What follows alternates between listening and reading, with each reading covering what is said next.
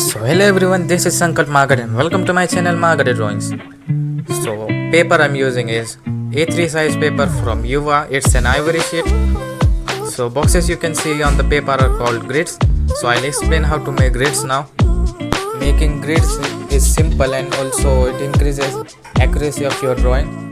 So I'll teach you how to make grids. So what you have to do, you have to mark 3 centimeter distance from each side of the paper and merge all the dots, and hence the grids are created. It will be easier for you to draw by reference of my drawing.